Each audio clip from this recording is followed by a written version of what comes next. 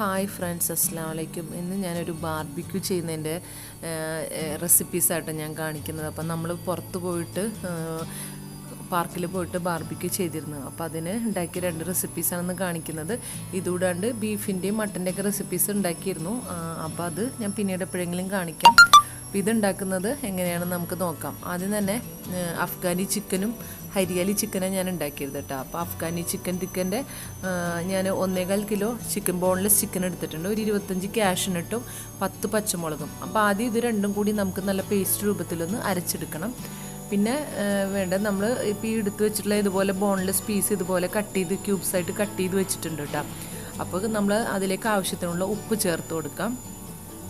പിന്നെ നമുക്ക് രണ്ട് ലെമണാണ് ജ്യൂസാക്കിയിട്ട് ഇതിലേക്ക് ഒഴിച്ചു കൊടുക്കുന്നത്. അപ്പോൾ നമ്മളിത് വാഷ് ചെയ്തിട്ട് തീരെ വെള്ളമില്ലാണ്ട് തന്നെ ഇത് എടുക്കണം കേട്ടോ, വെള്ളം മുഴുവൻ കളഞ്ഞിട്ട്. പിന്നെ ginger garlic paste 4 table spoon.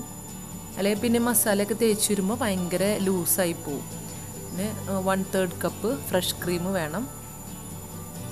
ഇത് ഇതിലേക്ക് ചേർത്ത് കൊടുക്കാം. പിന്നെ നമ്മൾ അരച്ച് വെച്ച് കാഷ്യൂനട്ടും ഗ്രീൻ ചില്ലിയും കൂടി അരച്ചില്ലേ, ആ പേസ്റ്റാണിത്. അത് ഇതിലേക്ക് ചേർത്ത് കൊടുക്കാം. അപ്പോൾ നമുക്ക് എരിവ് കൂട്ടണമെങ്കിൽ ഗ്രീൻ ചില്ലിയുടെ അളവ് കൂട്ടിയെടുത്താൽ മതി കേട്ടോ. പിന്നെ chat masala 1 teaspoon, pepper powder 1 teaspoon, garam masala powder 1 teaspoon, പിന്നെ തൈര് 1/2 കപ്പ്, പിന്നെ കസൂരിമേത്തി 4 ടേബിൾ സ്പൂൺ കസൂരിമേത്തി എടുത്തിട്ടുണ്ട്. അത് ഇതുപോലെ നമുക്ക് പൊടിച്ച് ഇങ്ങനെ ചേർത്ത് കൊടുക്കാം. നമുക്ക് വാങ്ങിക്കാൻ കിട്ടുന്നത് ഇതുപോലെ. അപ്പോൾ നമുക്ക് അതിങ്ങനെ കൈ കൊണ്ട് പൊടിഞ്ഞ് കിട്ടുന്നില്ലെങ്കിൽ ഒന്ന് പാനിലിട്ട് ചൂടാക്കിയിട്ട് കൈ വെച്ച് ഇതുപോലെ നന്നായി തിരുമ്മി കൊടുത്താൽ പൊടിഞ്ഞ് കിട്ടും. അപ്പോൾ നമുക്കിത് ഇളക്കി എടുക്കാനുള്ള എളുപ്പത്തിന് വേണ്ടിയിട്ട് ഞാൻ വേറൊരു പാത്രത്തിലേക്ക് മാറ്റുന്നുണ്ട് കേട്ടോ. എന്നിട്ട് നന്നായി ഒന്ന് കൈ കൊണ്ട് തന്നെ നന്നായി ഒന്ന് മിക്സ് ചെയ്ത് കൊടുക്കാം. അപ്പോൾ ഇത് മിനിമം ഒരു 4 മണിക്കൂറെങ്കിലും ഒന്ന് റെസ്റ്റ് ചെയ്യാൻ വേണ്ടി വെക്കുക. അപ്പം നമ്മൾ ഇതുപോലെ ബാർബിക്യൂ ഒക്കെ ചെയ്യാൻ വേണ്ടി പോവുകയാണെന്നുണ്ടെങ്കിൽ നമ്മൾ തലേ ദിവസം രാത്രി തന്നെ ഉണ്ടാക്കി ഫ്രിഡ്ജിൽ വെച്ച് കഴിഞ്ഞാൽ നമുക്ക് ചിക്കൻ നല്ല സോഫ്റ്റ് ആവുകയും ചെയ്യും, മസാലയൊക്കെ നന്നായി അതിൽ പിടിക്കുകയും ചെയ്യും. അപ്പോൾ എരിവ് നിങ്ങളുടെ അനുസരിച്ച് കൂട്ടണമെങ്കിൽ കൂട്ടാട്ടോ. അപ്പോൾ ഇത് ഞാനൊരു കണ്ടെയ്നറിലേക്ക്, ഇപ്പോൾ ഞാനിത് തലേ ദിവസം രാത്രി ഉണ്ടാക്കി വെക്കുന്നതുകൊണ്ട് തന്നെ ഒരു കണ്ടെയ്നറിലേക്ക് മാറ്റിയിട്ട് അടച്ച് ഫ്രിഡ്ജിൽ വയ്ക്കുന്നുണ്ട്. ഇനി നമ്മൾ ഉണ്ടാക്കുന്നത് ഹരിയാലി ചിക്കൻ ടിക്കയാണ്. അപ്പോൾ അതിന് വേണ്ടിയിട്ട് 2 കപ്പ് മല്ലിയിലും 1 കപ്പ് പുതിനയും ഒരു 15 പച്ചമുളകും. അപ്പോൾ അത്യാവശ്യം എരിവുണ്ട്. ഇപ്പോൾ 1 കിലോ ചിക്കനാണ് ഞാനത് എടുക്കുന്നത്. ഒരു 15 കാഷ്യൂനട്ടും എടുത്തിട്ടുണ്ട്. അത് വെള്ളത്തിൽ കുതിർത്ത് വെച്ചിട്ടുണ്ട് ഞാൻ കാഷ്യൂനട്ട്. ഒരു 10-15 കാഷ്യൂനട്ട്. അപ്പോൾ നേരത്തെ അരച്ച മിക്സിയുടെ ജാറിലേക്ക് തന്നെ ഇട്ടിട്ടാണ് ഞാൻ ഇതെല്ലാം അരച്ചെടുക്കുന്നത്. അപ്പോൾ ഇതെല്ലാം കൂടിയിട്ട് ഇതിലേക്ക് ഇട്ടിട്ട് കുറച്ച് കാഷ്യൂനട്ട് ഇടുക. എന്നിട്ട് ലെമൺ ജ്യൂസ് എടുക്കുന്നുണ്ട്. അപ്പോൾ നമ്മൾ 1.5 ലെമണിൻ്റെ ജ്യൂസാണ് എടുത്തിട്ടുള്ളത്.